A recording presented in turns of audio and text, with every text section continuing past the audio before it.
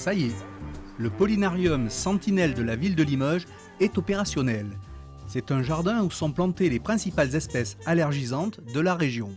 Ça conclut 2 ans de travail entre la création, la recherche des plantes dans la nature, leur mise en place, leur acclimatation et puis la formation du personnel. Donc effectivement, on arrive au bout. Le pollinarium va être très très intéressant. D'abord donc pour que nous on sache en temps réel l'émission donc des pollens qui vont être donc en cours. Et puis pour nos patients, effectivement, ils auront accès aussi donc à ces données-là. Et donc du coup très rapidement, ils pourront prendre dans leur traitement pour éviter donc pour anticiper, je dirais, un peu les périodes d'exposition. Voilà, ça leur permettra, je pense, de gérer peut-être un flux pour éviter que nos consultations donc, soient trop encombrées. Le pollinarium vous permet d'avoir une info combien de temps? Alors à peu près, donc, nous on estime entre 15 et 3 semaines, 15 jours à 3 semaines. Donc ça va nous permettre, ça va être intéressant je pense pour les consultations, pour pouvoir gérer tout ce flux de consultations qui nous arrive toujours donc là au moment de la période des pollens. Il y a 19 espèces qui ont été mises en place, choisies en accord avec le docteur Bertin qui est notre allergologue référent, de manière à cibler les plantes les plus allergènes que l'on trouve autour de Limoges. Bien sûr on les connaît, mais il a fallu effectivement les connaître d'un point de vue émission de pollen, ce qui n'est pas notre métier habituel de jardinier. Et puis surtout il faut les entretenir comme des plantes de la nature.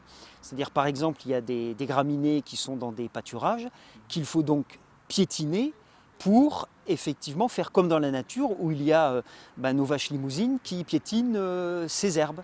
Donc effectivement, les jardiniers doivent piétiner ces plantes à certains moments pour recréer ce qui se passe normalement dans la nature.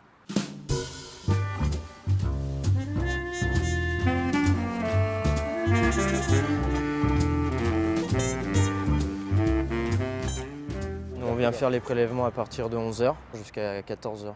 Il faut bien un quart d'heure, 20 minutes par jour. Après, je vois celles qui sont en émission. On tapote avec notre plaquette sur laquelle on va regarder l'émission de pollen sur les plantes.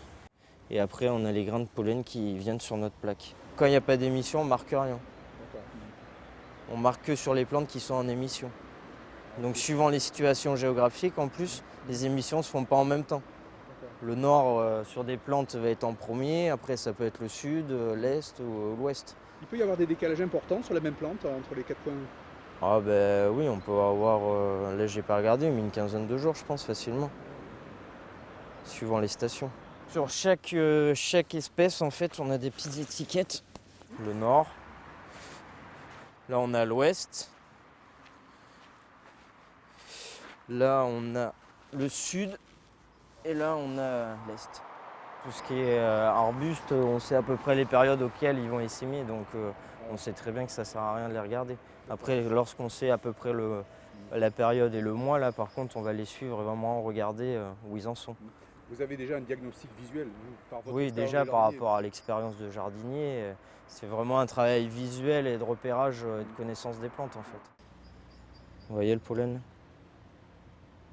Vous l'avez vu? Ouais, je l'ai vu là, qui est tombé d'un coup. Ça, c'est tout le pollen qui est tombé là. On voit bien la différence entre le vert et tout ce qui est ouvert là. On voit sur ceux-là. C'est sorti. Là. Ah, c'est il est même. Là, c'est ouvert. Hein. Donc ça s'est disséminé là. On n'a rien là. Toutes les émissions en fait de pollen, suivant les situations géographiques en fait, qui sont implantées dans les plates-bandes. Donc on a le nord, le sud, l'est et l'ouest. On voit qu'on a 5 plantes par station. Ensuite, on les répertorie sur le cahier. Et après, on les envoie à nos différents contacts et partenariats du pollinarium. Pour l'instant, la transmission des données est confidentielle au niveau de certaines personnes ciblées, comme par exemple le docteur Bertin. Par contre, effectivement, il y aura un site dédié qui sera mis en place à l'automne et qui permettra, que ce soit aux médecins ou aux patients, d'accéder à toutes les informations, donc tous les relevés de pollen. C'est bien donc, que la personne puisse effectivement anticiper. La personne qui se sait allergique, elle va anticiper. Donc la personne qui se prend bien en charge, elle sait qu'elle va être normalement donc, gênée à peu près toujours à la même période. Donc cette personne-là, elle va venir, elle va récupérer des médicaments et pouvoir commencer à se traiter d'elle-même dès les premiers symptômes. Alors c'est intéressant parce que ça va éviter les crises. Donc voilà. Donc pour nous, après, le patient qui ne se sait pas allergique, il pourra toujours avoir donc, accès donc, au site et puis se rendre compte qu'effectivement on est peut-être au pic pollinique et ça peut expliquer peut-être ces symptômes.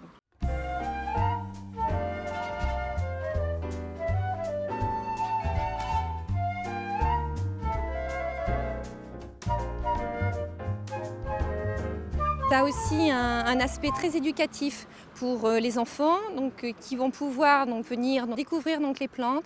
Pour les patients allergiques aussi, venir découvrir ce qui les ennuie. Parce que très souvent c'est une question, mais ça ressemble à quoi?